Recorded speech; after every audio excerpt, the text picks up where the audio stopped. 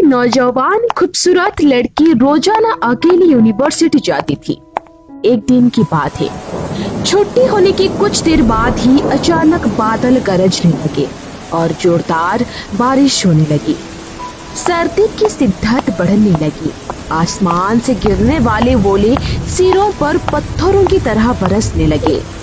यह लड़की भी कुछ देर पहले ही यूनिवर्सिटी से निकली थी और अब यह भी कहीं पनाह की तलाश में इधर उधर दौड़ने लगी। उसका जिस्म सर्दी से कांप रहा था। बड़ी ही जद्दोजहद करके एक दरवाजे के पास पहुंची। दरवाजा खटखटा तो घर में मौजूद लड़का बाहर निकला। लड़की ने कहा कि प्लीज मुझे अपने घर में कुछ देर के लिए पनाह दे दीजिए। जब बारिश बंद हो जाएगी तो मैं चली जाऊंगी। लड़का भी उसकी मजबूरी को समझ गया और तुरंत उसे अंदर ले आया। दोनों की आपस में जान पहचान हुई तो मालूम हुआ कि वह लड़का भी उसी यूनिवर्सिटी में पढ़ता है और इस शहर में अकेला रहता है। एक कमरा, बरामदा और बाथरूम अकेला घर था।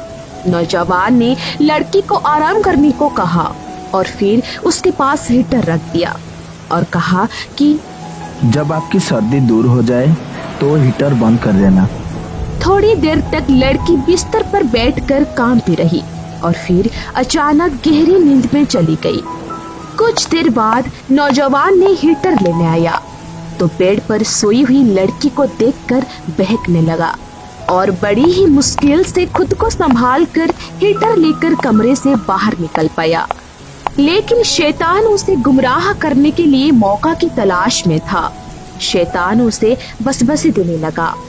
शाम के 5 बज चुके थे।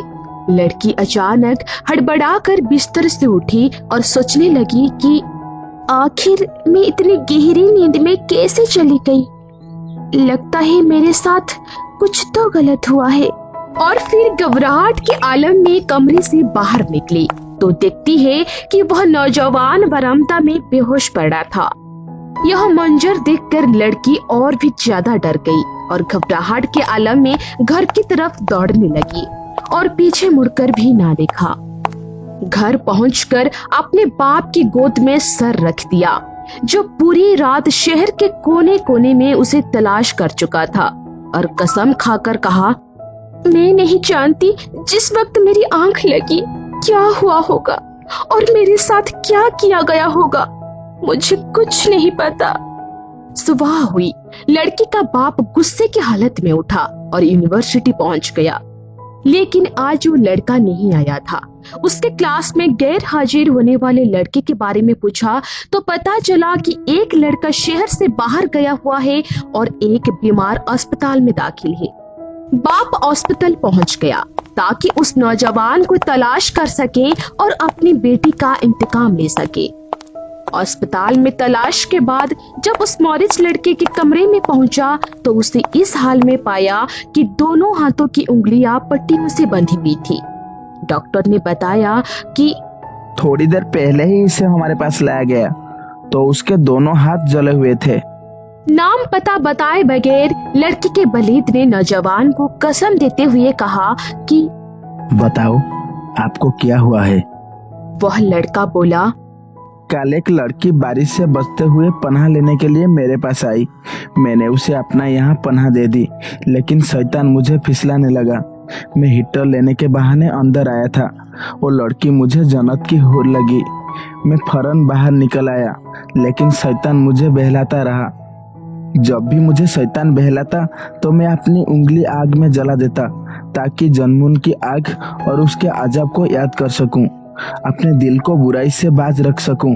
यहाँ तक कि मेरी सारी उंगलियां जल गई और मैं बेहोश हो गया। मुझे नहीं मालूम कि मैं अस्पताल कैसे पहुंचा।